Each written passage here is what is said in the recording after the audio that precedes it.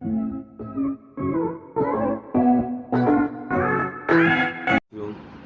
Doctor Anand Kumar Gupta, chest specialist, Balrampur अस्पताल, लखनऊ। आज मैं आपसे कोरोना के ऊपर कुछ एक्स्ट्रा बातें शेयर करने के लिए आया हूँ। साथियों, लॉकडाउन ओवर हो चुका है। अनलॉक के फेज चल रहे हैं, उसमें भी 1 महीने से ऊपर समय हो गया, 1.5 महीने के लगभग हो रहे हैं। केसेस बढ़ते चले जा रहे हैं। यहाँ तक हमारे कोरोना के ब्रांड एम्बेसडर अमिताभ बच्चन, उनकी लड़के, उनकी बहू, उनकी पोती, अनुपम खेर की माताजी आदि बहुत लोग संक्रमित हो रहे हैं। आपने सोचा कि ये लोग कैसे संक्रमित हो रहे हैं? आम आदमी तो चलिए लापरवाही कर रहा है या बड़े भीड़ भाड़ में जा रहा है। ये लोग, साथियों, उसका कारण जो मुझको समझ में आता है वो ये कि हम कुछ लोगों को तो कोरोना से संक्रमित समझ करके, उनसे डर करके, उनसे दूर रह लेते हैं, लेकिन कुछ लोगों को हम मान के चलते हैं कि इनको तो कोरोना नहीं होगा और वो हो सकते हैं हमारे रिलेटिव्स, हमारे प्रोफेशनल जो रिलेशंस में हैं, कि हमारे शूटिंग करने वाले या कोई और, जैसे डॉक्टर के साथी डॉक्टर या किसी नर्सेस के साथी नर्सेस, जो कोई भी, और ऐसे ही फ्रेंड्स। मान के चलते हैं ये आया है तो वहाँ ना मास्क होगा, ना सोशल डिस्टेंसिंग होगी, और उसी में कोई होगा जो कोरोना पॉजिटिव होगा और उसमें सिम्टम नहीं आ रहे होंगे या प्री सिम्टोमेटिक फेज में होगा। मतलब कल 3-4 दिन बाद, 5 दिन बाद उसको बुखार आ जाएगा और उसके बाद जांच में कोरोना निकलेगा और आज कोई लक्षण नहीं आ रहे हैं और वो खांस रहा है, छींक रहा है, तेज बोल रहा है, उससे जो वायरस निकले। हमने सोशल डिस्टेंसिंग कम कर रखी थी, हमने मास्क नहीं लगा रखा था और हमारे ऊपर वायरस आया। हमारी इम्यूनिटी वर्सेस वायरस लोड के आधार पर हम पर वो इफेक्ट कर गया। साथियों, इसलिए सबको कोरोना पॉजिटिव माने और हमेशा 2 गज की दूरी, मास्क है जरूरी का पालन करें। अपनी सुरक्षा अपने हाथ है। जो लापरवाही करेगा, अब आप ये नहीं कह सकते हमको मालूम नहीं था, सबको सब कुछ मालूम है कि ये 3 नियम हैं जो हमारी जान बचा सकते हैं। रोज़ अखबार में आप पढ़ते होंगे कि फला मरीज को बिस्तर नहीं मिला, फला मरीज को वहाँ बिस्तर नहीं मिला, सारे बिस्तर फुल हैं। अगर आप बीमार पड़ेंगे तो क्या बिस्तर मिल सकेंगे? आप तो शासन प्रशासन को गाली दे सकते हैं, लेकिन बिस्तर तो हमेशा सीमित रहेंगे। चाहे इतने अस्पताल नए खोल ले जाएँ, अगर सब बीमार होने को तैयार हैं तो परेशानी आएगी। और फिर आपका इलाज कैसे होगा?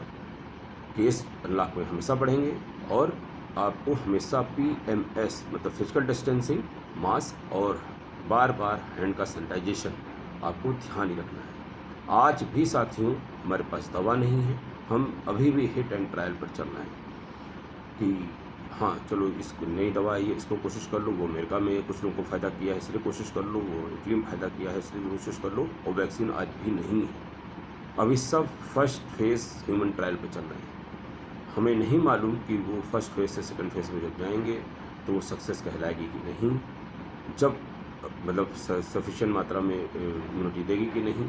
अगर इम्यूनिटी देगी तो क्या वो उसकी कास्ट अफोर्डेबल रेंज में आएगी? क्या किसको पहले मिलेगी, किसको बाद में मिलेगी?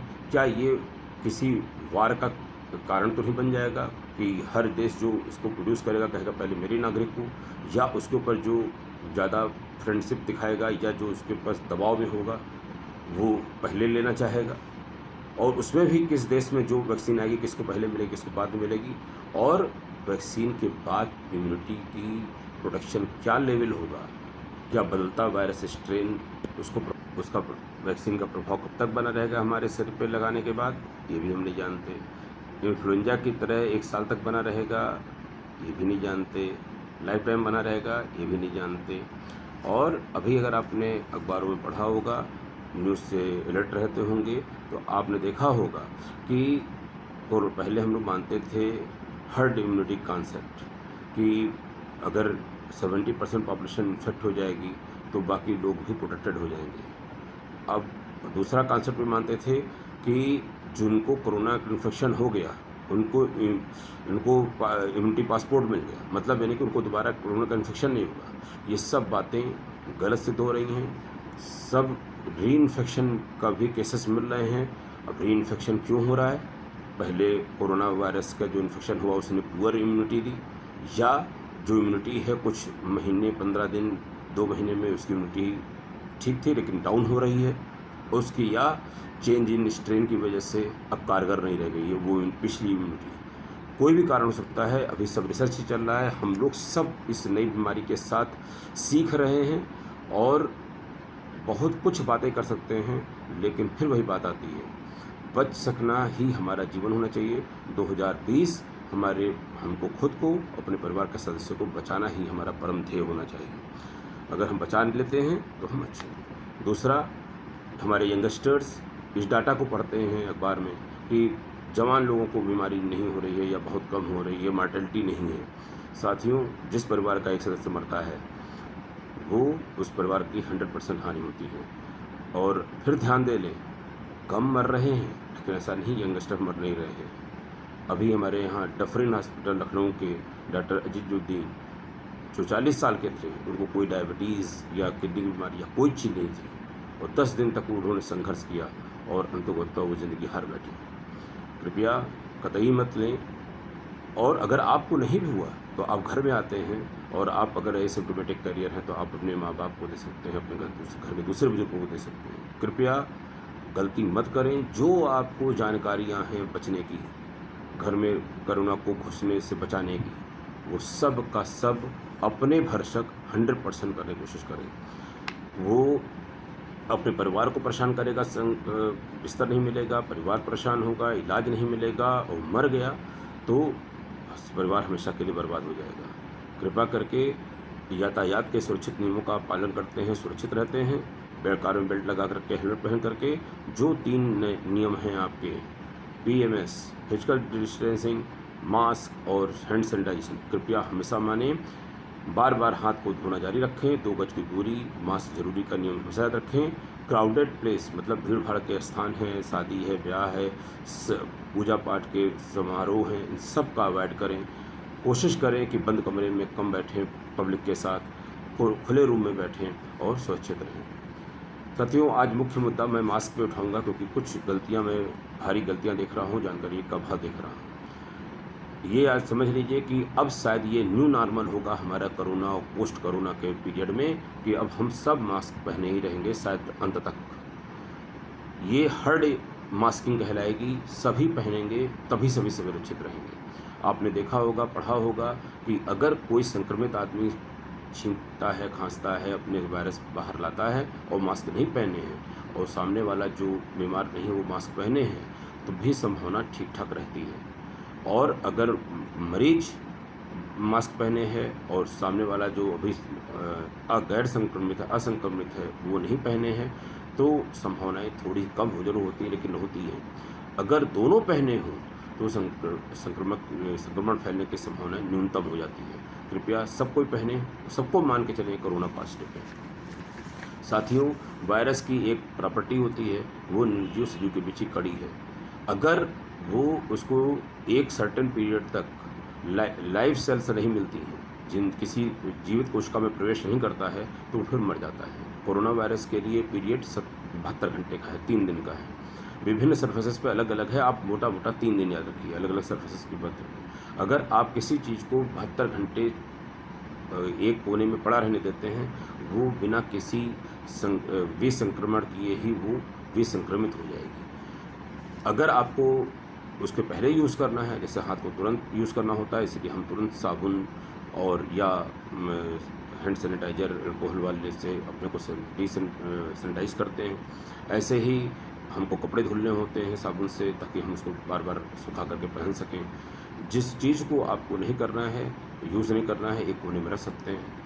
सब्जी और फल तो आप 3 दिन तक नहीं छोड़ सकते हैं, लेकिन जितने पार्सल हैं इन सबको है, आप अगर 72 घंटे के लिए छोड़ देते हैं तो वो सब चौथे दिन भी संक्रमित हो जाते हैं पर से कोरोना के। साथियों, जैसे आपको पता है कि ये खांसने, छींकने, तेज बोलने और कहते हैं हंसने से, गाने से फैलता है। कुछ इस पर टाकर ही होती है जो सामान्य बातचीत में भी थूक के छींटे उड़ाते रहते हैं। उनसे निकलने वाली जो ड्रॉपलेट्स होती हैं और या एरोसॉल्स होते हैं, एरोसॉल और ड्रॉपलेट में बस इतने अंतर है, माइक्रो मीटर के साइज का अंतर है। ड्रॉपलेट अगर मोर देन 5 माइक्रोन की बूंदें हैं, और अगर लेस देन 5 माइक्रोन की बूंदें हैं तो एरोसॉल है। मतलब वो ज़्यादा दूर तक उड़ जाती हैं वो ड्रॉपलेट, और ड्रॉपलेट जब मोर देन कहते हैं कि मिलती होती हैं 5 माइक्रोन की, तो वो भारी होने की वजह से पास में गिर जाती हैं, इसीलिए 2 मीटर की बात की गई थी। लेकिन अब देखा जा रहा है कि लेस देन 5 माइक्रोन के भी कहते हैं कि ड्रॉपलेट नुक्लियाई बन जाते हैं। तो कृपया करके मास्क पहनना, केवल 2 गज की दूरी ही ज़रूरी नहीं है, मास्क भी ज़रूरी है कि आपके नाक से न घुसें। आप समझते हैं कि फिजिकल कांटेक्ट से आपको फैलता है, इसीलिए सब किसी से हाथ ना मिलाएं, किसी भी सरफेस पे अपने हाथ न रखें। फोमाइट से मतलब इन्फेक्टेड सरफेस और इन्फेक्टेड आर्टिकल पर जब आप हाथ छूते हैं तो आपका हाथ संक्रमित हो जाता है, फिर आपको हाथ धो लेना चाहिए। अगर आप इन तीनों से बचते हैं तो आप संक्रमण से बच सकते हैं। मास्क पहनने और उतारने का तरीका एक स्टैंडर्ड तरीका होता है, कृपया करके इसको आप WHO की साइट से देख भी सकते हैं। हम तो जो आम तौर पे पहनने और उसमें गलतियां हैं उनको हम अभी आपके सामने बतलाएंगे। मास्क पहनना बहुत ज़रूरी है। क्यों पहनना चाहिए? जो पहनने का सबसे बड़ा कारण ये है कि हम नाक से सांस लेते हैं, और नाक और मुंह को इसलिए ढकना जरूरी है कि नाक से हम सांस लेते हैं तो सबसे ज़्यादा वायरस कहाँ से प्रवेश करेगा? नाक से। और कहते हैं कि जब कभी नाक बंद होती है या बातचीत कर रहे होते हैं, थोड़ी बहुत हवा जो है नाक मुंह से जाती है, तो नाक और मुंह सबसे ज़्यादा इम्पोर्टेंट है, और आँख का नंबर तीसरे नंबर पे आता है। अगर नाक और मुंह को प्रॉपरली हम क्लोज नहीं कर रहे हैं तो हम संक्रमण के लिए तैयार रहते हैं। हो क्या रहा है? कई तरीके के आपको मास्क पहनने वाले लोग मिलेंगे। एक लो राइट टाइप होता है, मतलब मास्क पहना हुआ है, नाक खुली है, मुंह ढका हुआ है। एक होता है फ्लैप जैक टाइप। इसके अंदर क्या होता है, लोग एक कान में मास्क लटकाए हुए हैं इस तरह से, और ये खोला हुआ है, ऐसे लटका था, पहने थे, ऐसे घूम रहे हैं, या माइक तो भीड़ के बीच में मोबाइल से बातें कर रहे हैं। एक होल्स्टर टाइप होता है कि साहब आँख में दोनों कान में लटका है, लेकिन ये कहते हैं कि गले में लटका हुआ है। तो इस तरह से पहनना ना पहनने के बराबर ही है, अपने को धोखे में रखना है। मास्क साथियों मोटे तौर पे 3 तरह का आप मान सकते हैं। घरेलू मास्क, या जिसको लोग गमछा मास्क भी रूप में जानते हैं। दूसरा सर्जिकल या मेडिकल मास्क। तीसरा रेस्पिरेटर मास्क, जिसे आप N95 या और दूसरे तरह के मास्क के रूप में जानते हैं। जो मास्क लेते वक्त जो हम लोग बेसिक सावधानी रखते हैं, उसके अंदर हम लोग के एक नोज स्ट्रिप होनी चाहिए, इस तरह से जो नाक के चारों ओर और नाक पर ये दबा करके, जिसको हम नाक के सामने इसको फिक्स कर सकें, ताकि ऊपर से हवा न जाए, सारी हवा फिल्टर होकर के ही जाए। दूसरा, जब आप जेब पहनते हैं तो अगर दाढ़ी वाढ़ी रहती है तो आप ये जो है ये हिस्सा चिपकेगा नहीं, तो आपका जो मास्क होना चाहिए वो ठुड्डी तक जाना चाहिए। ये नाक जो है आपके यहाँ पे सील होनी चाहिए, और जब आप सांस लें तो ये मास्क ऊपर नीचे होना चाहिए। सांस में ये प्रॉपर्ली सील्ड है, और आपको इसको उस तरह से पहनना है। इसमें ऊपर वाला पहना, और उसके बाद नीचे वाला नीचे से इस तरह से करके कान के पीछे से पहनेंगे। तो इस तरह से आपका ये मास्क पहनेंगे। जब अगर आप दाढ़ी नहीं बनाए रहते हैं तो आपको खुजली होती है, आप उससे इरिटेट होते हैं, बार बार मास्क उतारने का मन करता है, और सीलिंग भी प्रॉपर नहीं होती है। इस तरह के मास्क में आप ध्यान रखें, जो कलर्ड साइड होता है वो बाहर की तरफ रहता है, और कहते हैं कि फोल्ड्स जो है फेसिंग डाउनवर्ड होने चाहिए। जो कलर्ड साइड है और जो हल्का साइड है वो पीछे, और जो ये सामने की तरफ आगे होना चाहिए। इसके अंदर फिल्टर होता है, इससे आपकी जब वायु जाती है, वायरस इसके अंदर ट्रैप हो जाते हैं और आप सुरक्षित हो जाते हैं। लोग जो बार बार मास्क को एडजस्ट करते हैं, ये गलत प्रक्रिया है। लोग ऐसे पहने हुए हैं और बार बार जो है नाक को ऐसे करके बीच से ऐसे पकड़ के सेट करते हैं। जब आप बार बार इस तरह से सेट करते हैं तो इसके ऊपर चिपके हुए जो बैक्टीरिया वायरस हैं वो आपके हाथ में आ जाते हैं, और आप अगर अलर्ट नहीं हैं तो आप इसी से अपनी हर चीज़ को छू रहे होते हैं, संक्रमित हाथ से आँख को छू रहे होते हैं, मुंह को छू रहे होते हैं, तो आप संक्रमण फैला रहे होते हैं। कृपया करके कभी भी मास्क पर हाथ मत लगाएं बाहरी सरफेस पर, और उसको हाथ धो लें बार बार। डोरी वाले बच्चों को भी मास्क पहनाएं अगर वो बाहर जा रहे हैं। हाँ, उनको कान पर स्ट्रैप के रूप में मत पहनाएं, क्योंकि जब कान खिंचता है तो उनको दर्द करता है, फिर वो इरिटेट होते हैं और पहनने से इनकार करते हैं। अगर उनको डोरी वाला इस तरह से पहनाएंगे तो वो अपने को अच्छा महसूस करेंगे। गमछे मास्क में जो परेशानी है, घरेलू मास्क में जो परेशानी है, अगर गमछा मास्क के रूप में या कपड़ा के रूप में, रुमाल के रूप में हम यूज़ करते हैं, तो जब भी आप बीच में उतार करके दोबारा पहनते हैं तो आपके साथ अक्सर ये गलती होने की संभावना होती है, कौन सा हिस्सा आपका बाहर था, कौन सा हिस्सा आपका अंदर था। मान लीजिए आपने उलट के पहन लिया, अगर आपने पहले से कोई तरीका नहीं अपना रखा, कैसे हम जानेंगे हर बार कि ये बाहर का है अंदर का है। तो बाहर में चुपके हुए जो वायरस या बैक्टीरिया थे, अब आपने अंदर की तरफ कर लिया और अब आपने सांस उसके अंदर से ली और वही बैक्टीरिया वायरस जो बाहर चिपके थे अब आपके अंदर वास्तव में चले गए। तो ये ध्यान रखिएगा कि अगर आप इस तरह से करते हैं तो आप अपने को नुकसान पहुँचा रहे हैं। मास्क न पहनने के पीछे ये भी पाया गया है कि बहुत लोग को आइडेंटिटी क्राइसिस होती है कि मुँह हमारा ढका हुआ है, लोग हमको पहचान नहीं रहे हैं। तो जानकारी के लिए केवल बता रहा हूँ, ट्रांसपेरेंट मास्क आने लग गए हैं जो सिलिकॉन का है और ये रेडक्लिफ हेल्थ केयर कंपनी ने बनाया है। इसमें अल्ट्रावायलेट सी सेल्फ स्टेलाइजेशन की मैकेनिज्म है। 1 महीने की इसकी लाइफ है, लेकिन कॉस्टली बहुत है, 6000 रुपये प्रति मास्क है अराउंड। और इसमें जो है सबसे बड़ी बात है कि जो फेस रिकग्निशन आपका मोबाइल करता है वो भी इसमें संभव है।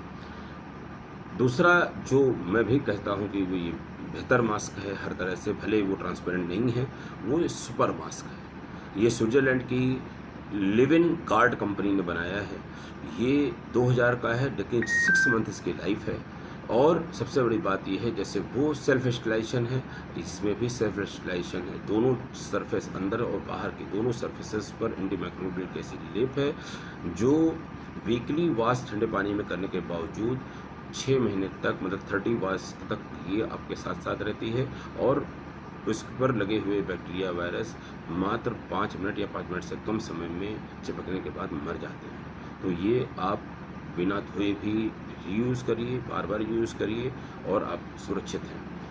बस हैंड सैनिटाइज करना ही है, क्योंकि आपको नहीं मालूम कि कौन सा बैक्टीरिया या वायरस अभी आया है जिसके अभी वो किल नहीं हुआ है। तो सैनिटाइज कर लीजिए। हाँ, उसके बाद आपको रख रखाव में कोई ध्यान देने की ज़रूरत नहीं है जब आपने 5 मिनट बिता दिए। ये बहुत ही अच्छा और टिकाऊ भी है। इसी दौरान 6 महीने में जो आपके दूसरे मास्क पे खर्चा है, अगर आपको जोड़ेंगे तो आपको ये सस्ता और कहते हैं कि परमानेंट हाइजीन वाला बढ़िया मास्क आपको मिल जाएगा। कृपया मास्क पहने, बचें भी और बचाएं भी। एक अध्ययन के अनुसार ये पाया गया है, जिनकी बौद्धिक क्षमता कमज़ोर होती है वही शारीरिक दूरी और मास्क पहनने में लापरवाही करते हुए देखे जाते हैं।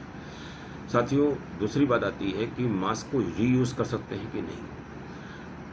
क्लॉथ मास्क जो है आप बिल्कुल यूज़ कर सकते हैं। दोबारा घर पे आइए और उसको सुरक्षित उतारने की सही प्रक्रिया अपनाने के बाद साबुन से खूब अच्छे से धो लीजिए, सुखा लीजिए और फिर से पहन लीजिए। सर्जिकल मास्क में ये कहते हैं कि अगर उसका जो लेयर्स हैं, जो उसकी शेप है, अगर वो इंटैक्ट है, टार्न नहीं है, फटा हुआ नहीं है, और तो वो आप 3 दिन तक दोबारा पहन सकते हैं एक नॉर्मल आदमी के लिए। लेकिन इन्फेक्टेड आदमी को इस गीला होने पे बदल देना चाहिए, उसके सिक्रीशंस अगर उसमें मुँह पे आ रहे हैं। और ये जो रेस्पिरेटर मास्क होता है, ये इसमें पॉलीप्रोपिलीन नाम का हाइड्रोफोबिक लेयर होती है, तो जल्दी ये थूक लाट से तो ख़राब नहीं होता है। लेकिन जैसे हमने बताया कि वायरस 72 घंटे में मर जाता है। इसी साइंस का उपयोग करते हुए 4 मास्क ले लेते हैं और 4 कागज़ के थैले ले लेते हैं। 1 2 3 4 लिख लेते हैं। पहले दिन पहला मास्क, दूसरे दिन दूसरा मास्क, तीसरे दिन तीसरा, चौथे दिन चौथा मास्क यूज़ करते हुए 5वें दिन हम पहला मास्क यूज़ कर लेते हैं। और इस तरह से हम 5 से 6 साइकिल यूज़ कर लेते हैं और इस तरह से हम रीयूज़ कर सकते हैं किसी भी मास्क को, अगर वो स्वेल्ड नहीं हुआ है, टियर नहीं हुआ है और गंदा नहीं हुआ है। साथियों, अगर हम सॉइल होने से बचाना है तो हम फेस शील्ड का उपयोग करते हैं, जो अगर मरीज को एग्जामिन करने जा रहे हैं या कोई प्रोसेस करने जा रहे हैं। डिस्पोज करना भी एक कला है। हम लोग नहीं जानते, हम लोग जैसे कूड़ा हर जगह फेंके रहते हैं, हम लोग अपने मास्क भी इधर-उधर फेंक रहे हैं। कृपया करके जहाँ जहाँ लिफ्ट में, पार्क में, सड़क पर इस तरह से ना फेंकें। इनको अगर हेल्थ हैज़ार्ड फैलता है, उसके ऊपर चिपके हुए वायरस, बैक्टीरिया हवा के प्रवाह से उसको फैलाते हैं और कहते हैं कि किसी को भी इन्फेक्शन फैलाने में ये मदद करते हैं। कृपया करके इनको हमेशा क्लोज्ड बिन में फेंकें हैं तो हम अपने को और अपने परिवार को, अपने समाज को सुरक्षित रखते हैं। साथियों, एक आखिरी बिंदु और बताना है कि बहुत से लोग N95 को एक्सपेरेटर के साथ यूज़ कर रहे हैं।